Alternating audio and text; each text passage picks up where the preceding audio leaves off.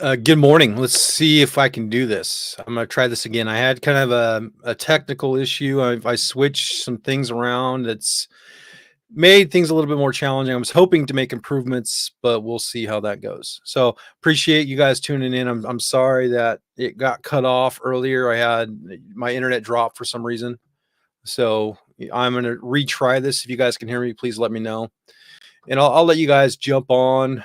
And basically what I want to talk about is information, the information war, kind of where we're at when it comes to this type of fight. And yeah, obviously this is a fight for information, and the other side is really really good at controlling the narrative because the way they mislead the public when it comes to how the data is read. And so for us to push back on that, thank you, thank you, thank you. I'm glad you can hear me. If you guys can see this, please let me know. And hopefully I won't get cut off this time. I think I got everything fixed. I restarted my computer, but it's my computer's tired, and I'm just trying to do the best I can with what I got. So what I wanted to kind of, yeah, bibbity bobbity. Oh yeah. We don't talk like that here. Okay, it's offensive to some. Okay, so thank you, Chris, for bringing that up. And so that was funny. That was a point scored. And so anyways, what I want to talk about is how the information is used by the other side, is weaponized. We also have to look at the way they use colors. They use colors, they use the kids, they use all sorts of different things against us. So we have to see the big picture here. The big picture is they do not like your firearms. They want you to either surrender those peacefully or by force. They believe in the state control of guns. They want the state to have total control, and so that's what we have to realize. And so that's why what we're doing as a group's really really important. But for us to be successful, we have to understand how this information is used against us. Okay, so let's do a deep dive into the information. Okay, so deep dive into information. We look at the other side. So we have Moms Demand Action, Everytown. I got a message from Chris last night. We're kind of going back and forth talking about the information, how we see the information. Chris Madura, I really respect his opinion when it comes to this stuff. I really enjoy kind of talking numbers out on stuff.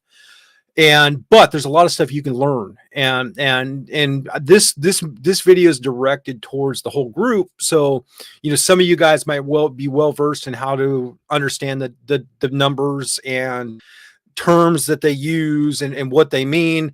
But this video is designed for those that don't know and maybe don't understand why I sometimes put emails from Moms Demand Action in Everytown into the group. I know a lot of people get kind of riled up about it. I get it. I totally understand. But what I'm trying to do is we have to understand the way our enemy is communicating with their people. Okay. Because, whether we like to believe it or not, that information,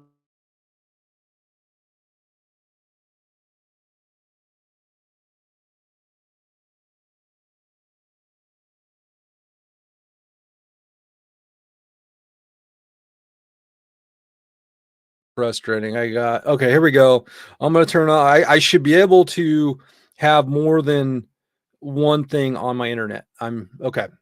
So that's what I want to talk about is how the other side is using this information against us, right? And so they use colors, they use emotion, they use fear, they use the children, and that's a way for them to push against us.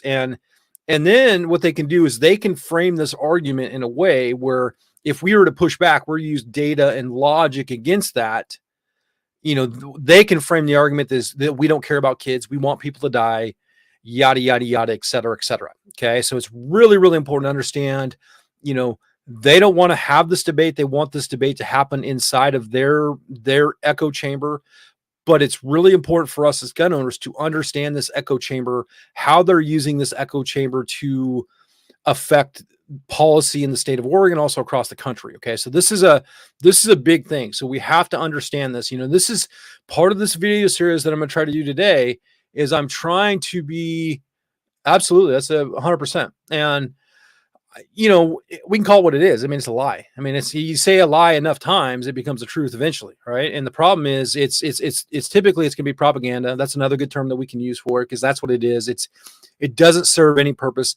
I think one of the biggest things that challenge that we face right now as gun owners, you know, this probably goes across the country, is the fact that now we have law enforcement agency clinging onto this data that's been developed by Everytown and Moms Demand Action, and so, you know, that information is not pure data driven information. This is all cherry picked stuff, and now it's starting to be cited by law enforcement, and that's a problem, okay, because that's not accurate information. These people should not be a trusted resource when it comes to our information, when it comes to, you know, violent crime and homicides and all sorts of different things, you know. So, you know, that's something to be really, really aware of. And so, you know, one thing is they use colors. They use, you know, reds, they use whites, they use yellows. These are what they call, you know, a black is a power color, right? This is a way we're talking about red, and that's their primary color. You know, if you look at what that color symbolizes, you know, they use symbolism very, very well. Is that symbolizes anger? It also symbolizes action. And so that's why they key in on those colors. Okay.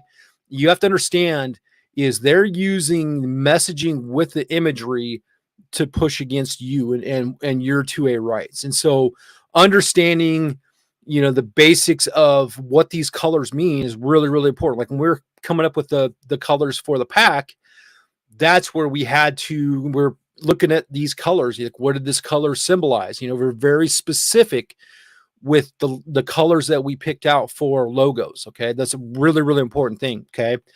And so that being said, is they use that with the messaging, and then they'll bring in the kid, like the youth vote, right? Which they obviously don't, some of them don't have the ability to vote, but they're using that younger demographic. And what they're trying to do is frame us as radicals, how we don't want people to be safe, and yada yada. It's all an emotional based conversation. Okay, it's totally misleading, totally false. And so that's why we have to understand that. And so, you know, one thing I want to talk about today is obviously the data that I trust. Okay, the data that I trust, typically it's going to come from Dr. John Lott. He runs the crime research organization, and, you know, so he is the world renowned expert. And I'm going to share my screen right here so we can kind of look at this information. And so give me 1 second to share my screen. It is going to be numbers. Okay, so here we go. We're going to start the share. So I'm hoping you guys can see this. So please let me know if you can see this. And so this stuff, and we'll talk about, you know, Moms Demand Action, you know, every email that I get. Okay, so you can see it there. You can see me, you can see there. I can't really see the comments. So if you have comments, please drop them on there. I can't really respond to them on my other platform here, so I have to use it on Facebook. So here's what I'm looking at. So this is an Excel spreadsheet. This comes directly from their website. What I'll do is I'll put this, once I'm done here, I'll put this in there so you guys can see it for yourself. And there's a really, really common narrative that Moms Demand Action likes to push. And they like to say that there's been over 400 mass shootings in this country so far this year. And the way they look at what's a mass shooting, okay, is not the true definition of a mass shooting. So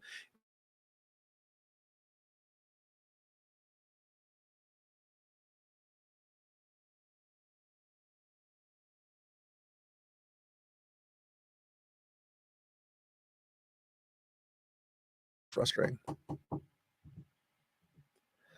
Typically what they're doing is they talk about 4 people shot. So it doesn't matter if those persons are killed. It could have been somebody that got hurt. It was trampled. If there was 4 injuries in this instance, they classify that as a mass shooting, right? And that's not the case. And so what they've inflated their numbers to make it look like it's really worse than it really is.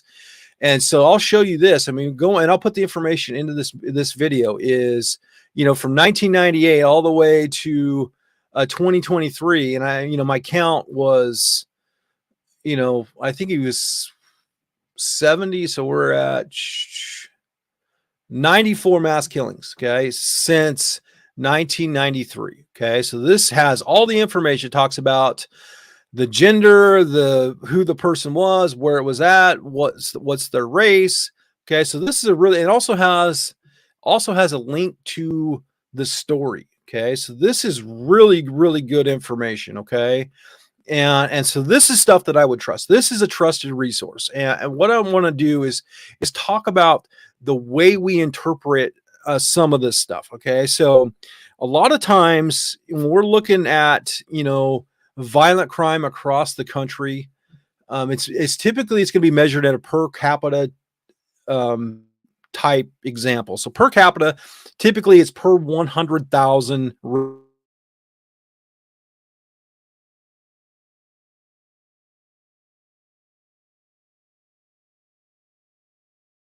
Okay, 4 million people, and so with that 4 million people, we divide that by the 100,000, right? And that gives us a per capita number. Okay, and I'm freezing up again. This is so frustrating. So I apologize for that.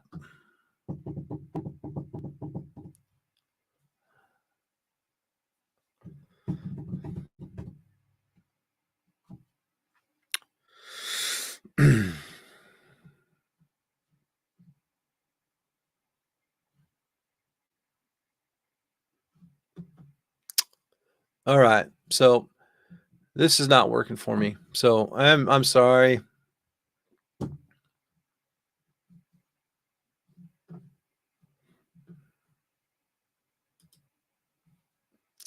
Are you there?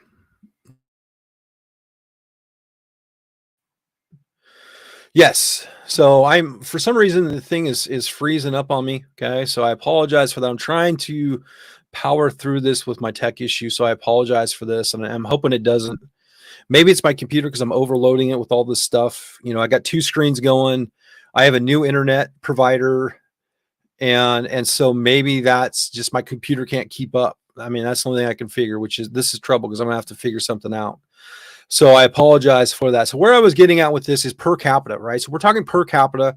Per capita is obviously we're going to take the state, the the number of people in the state. We'll divide that by the 100,000 because typically that's how they're reading the per capita, and then we can plug in violent homicides into that. We could plug in suicides depending on what your topic is.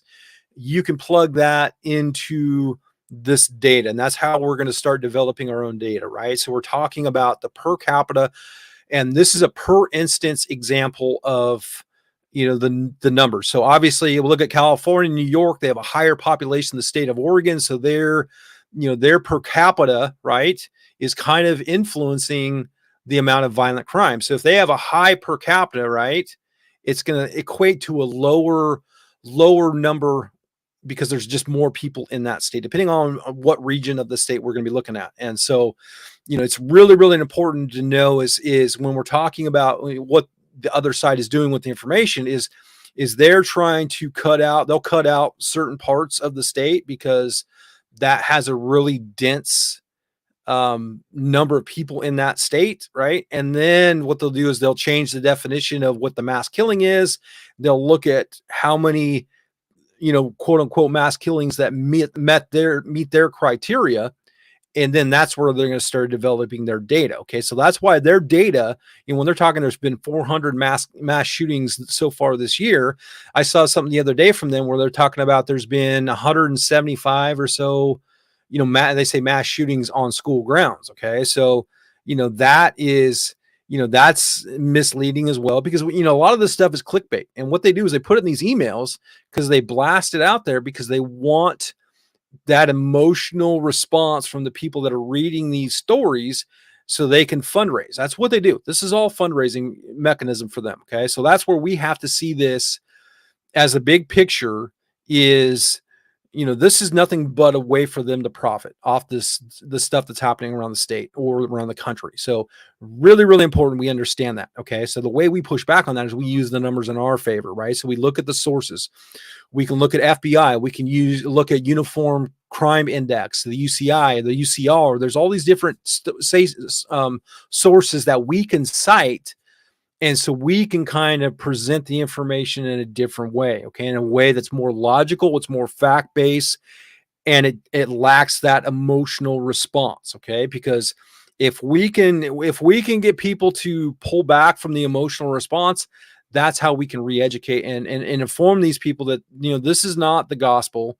This is not something you should trust. This is not something you should believe.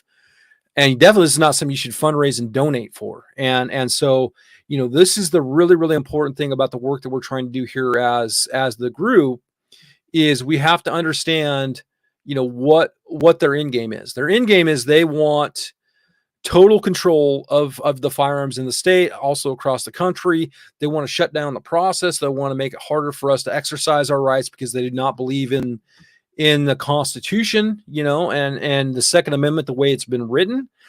So that's why they're trying to, reinterpret it. They're trying to do all this bad stuff. So only thing this is going to do is going to cost money. It's going to use up resources. It's going to put us all in a bad spot where we're currently at. And, so obviously when it comes to Measure 114, nothing.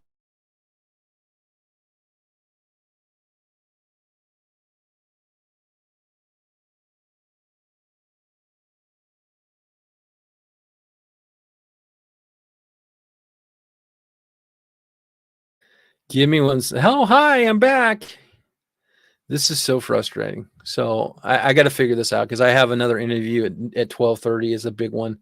So I've got to figure. That's why I'm kind of doing this is kind of troubleshooting right now, right, with you guys, so I can kind of share the story and get it off my plate and make sure I'm focused for my stuff at 12:30.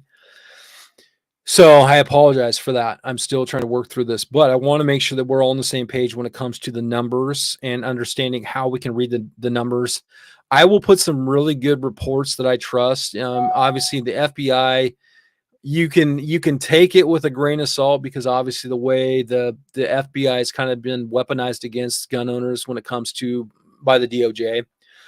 But they do have some good numbers. Also, the ATF, they have some good numbers as well. So I'll put all that stuff in this video.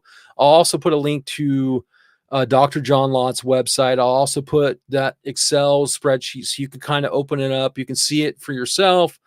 You can kind of look at it and just understand the numbers that we're seeing that are being quoted in the news are not reality. And so it's really, really important as we stay in front of this stuff and let our people know that this is not reality. And so it should not be trusted. And, so that's kind of where I'm at, and so, it's definitely, it's an information war that we're in. Right. And so, and we lose because obviously we don't have big tech. We're being censored because of, our beliefs and our thought process, and so at the end of the day, this stuff is only going to affect us because we don't have the ability to kind of push back. And so the whole point of this is we can come together, understand, what we're up against and how the numbers, what they really mean and how they're being used against us, so that's my biggest thing. So if any of this is making sense, please let me know. I'm trying to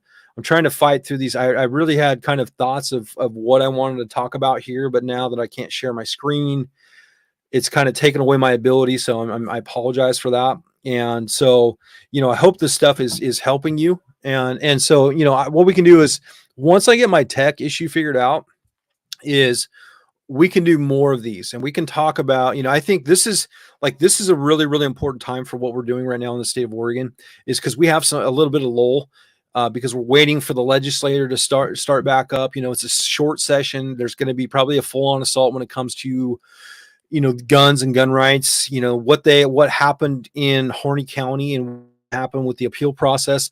Don't think for a second that they're not going to try something in the legislature to, impose Measure 114, and I was talking to Chris last night, which he brought up a really great point is 2005. Okay. So in 2005, they brought up the fact that there was a permit to purchase portion of that, right? So they put that little bit into 2005, okay? And what they really did a horrible job of planning, because they feel that their cause is so righteous, is they didn't put a severability clause in there, which they did in Measure 114. Okay, so in Measure 14 with the severability clause, that means bits and